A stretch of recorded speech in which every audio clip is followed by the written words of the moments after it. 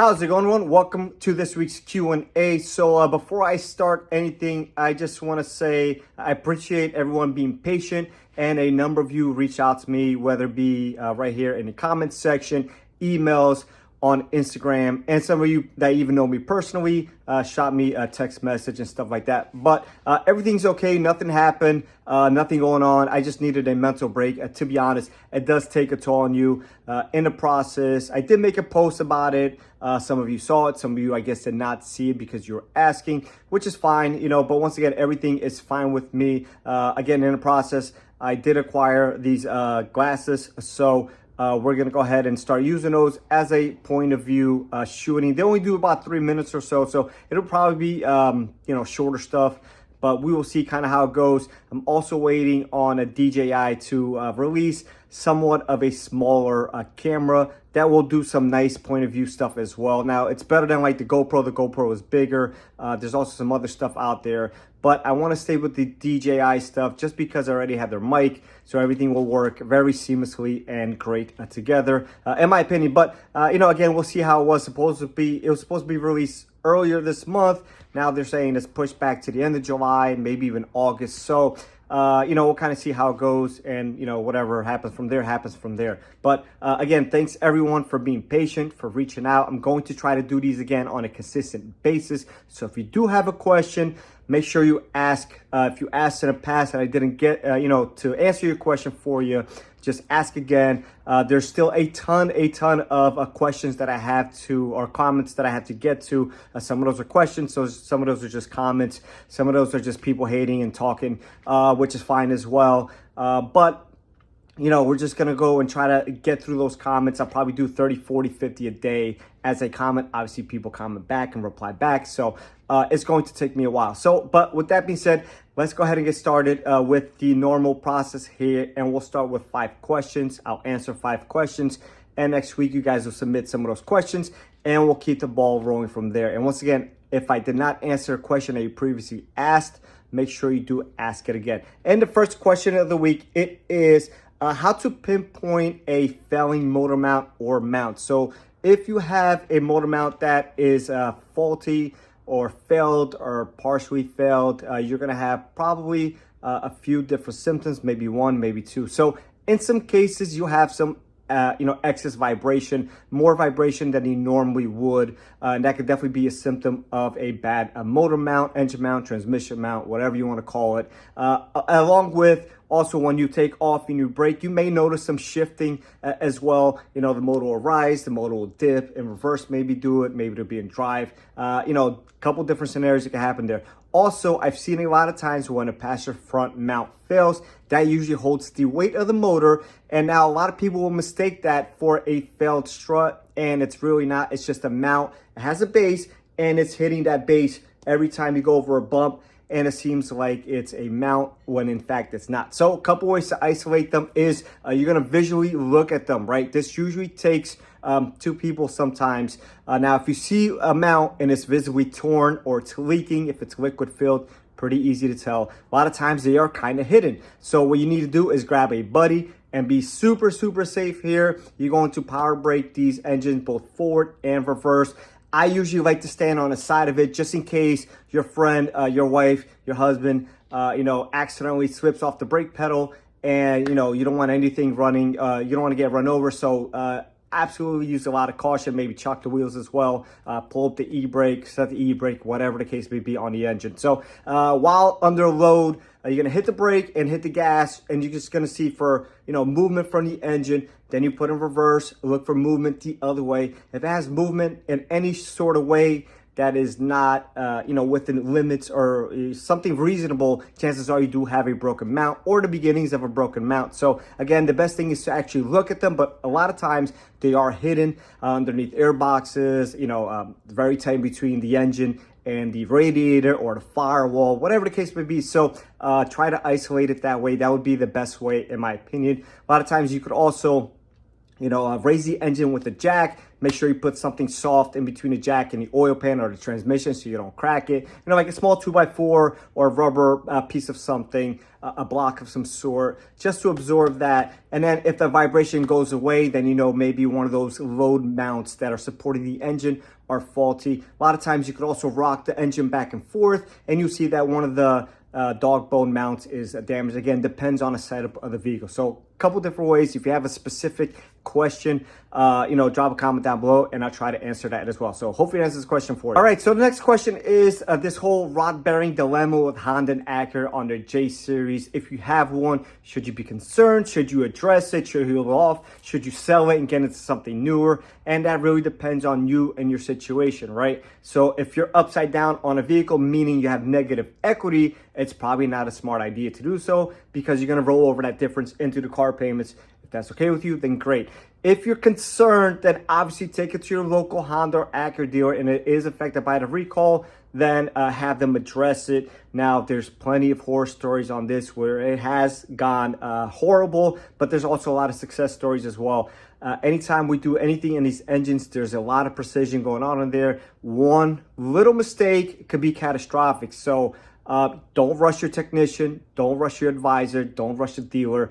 I know it's not ideal to have your car sitting down, especially if you can't get a loaner, but it's just part of the process. Unfortunately, we are working as fast as possible. Now, a lot of these are still under investigation, so chances are this is going to be expanded.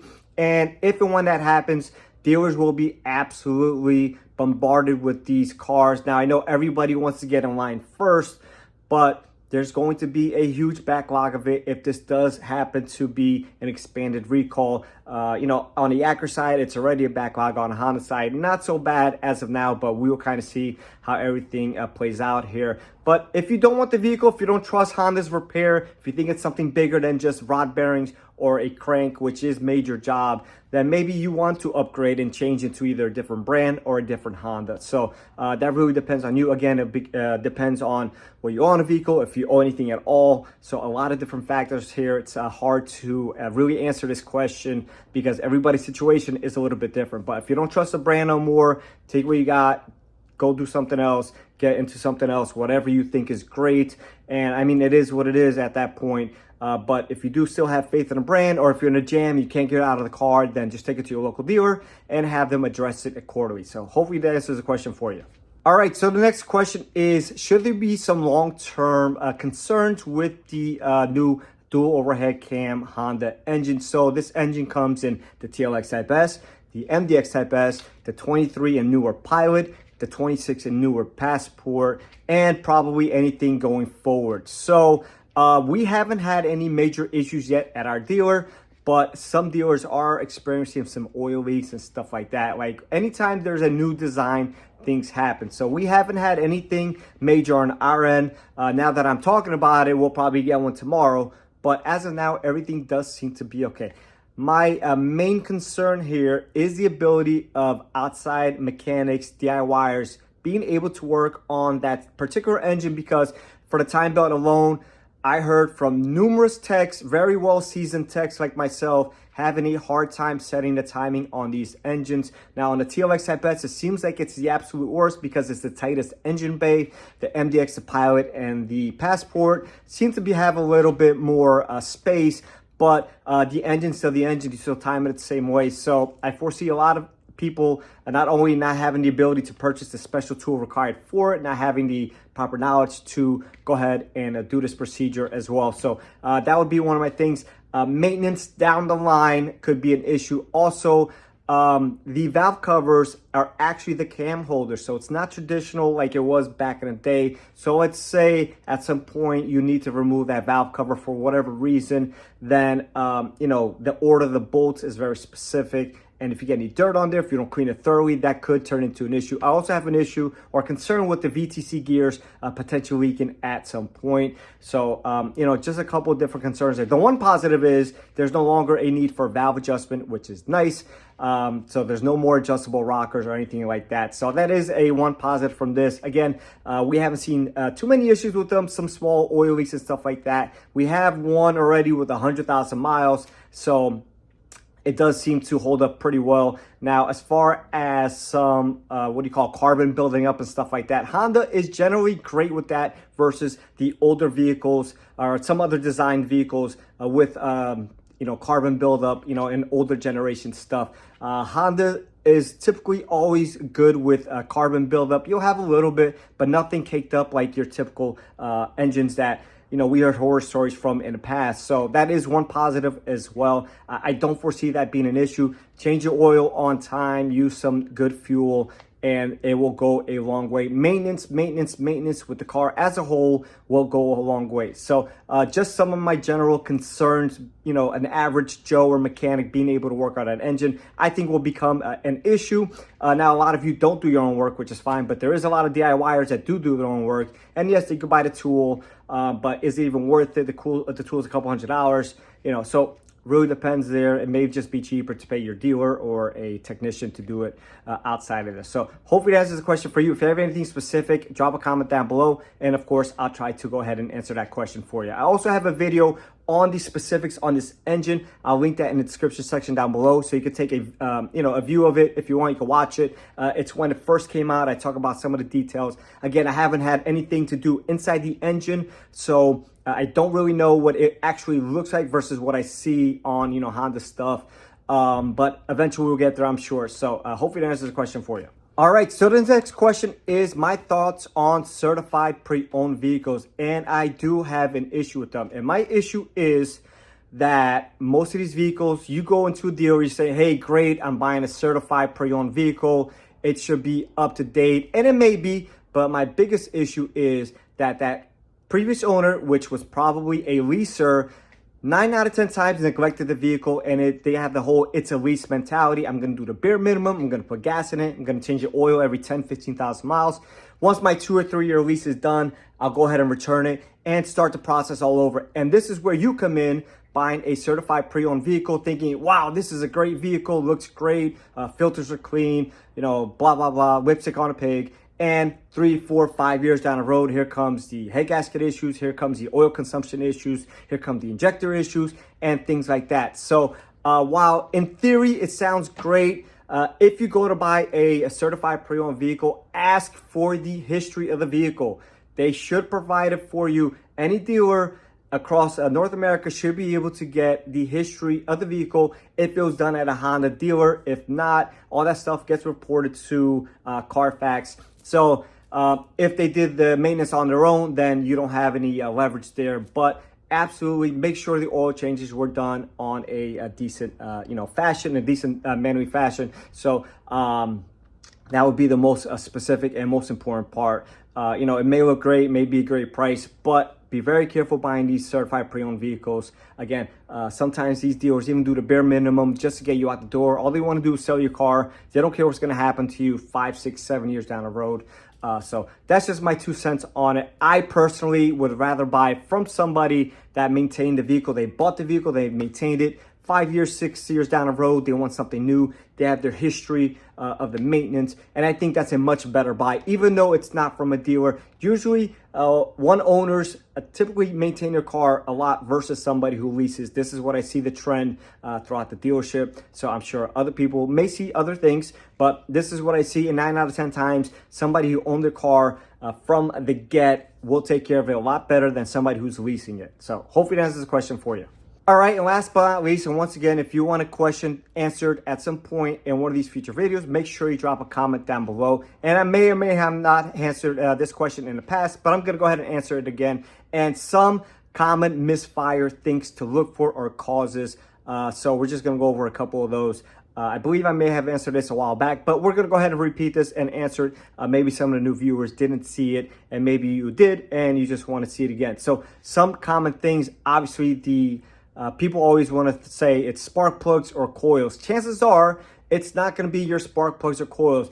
Every single time we get a head gasket in, everybody has changed the spark plugs and the coils, and every single time it did not fix the issue. Now, one way to isolate, and this is a general rule of thumb, a ignition source misfire versus a cold start misfire is a misfire from ignition source, meaning a spark plug or coil, and it's typically a spark plug. If it's cracked or fouled or anything like that, it's going to misfire under load.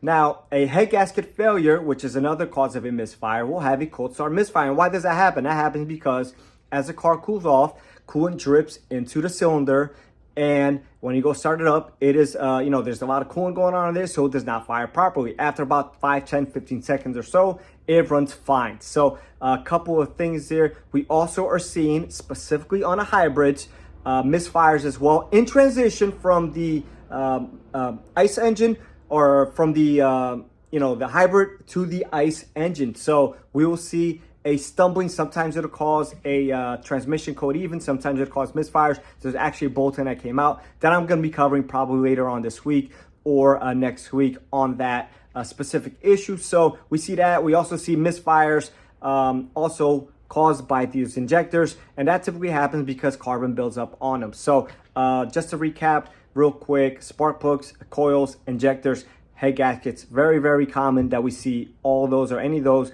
on a Honda at this point. The coils being the least common issue. People just change them, but it can happen. Typically though, that will be a dead misfire and not a random cold start or under load a misfire. So that's just a couple of things there. We also see as these vehicles age, tight valves, specifically on the exhaust side, too tight, causing a misfire as well. And that'll be random. Sometimes it'll be cold start, sometimes it'll be at idle, almost never while driving the actual vehicle.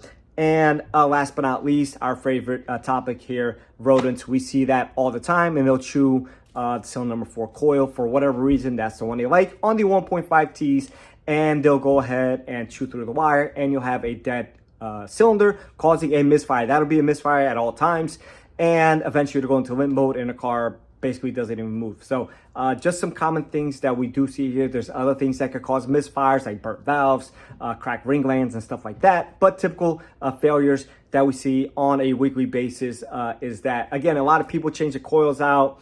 Almost never a coil issue. If a coil is burnt, it'll have a dead misfire. Usually I just swap one from another, and you see if it goes with it or not, and that's how you isolate it. Easy peasy, no need to go buy parts if not needed. And especially if you have one failed coil, there's no need to replace all 4 or all 6. So hopefully that answers this question for you, and I'll catch everyone on the next one.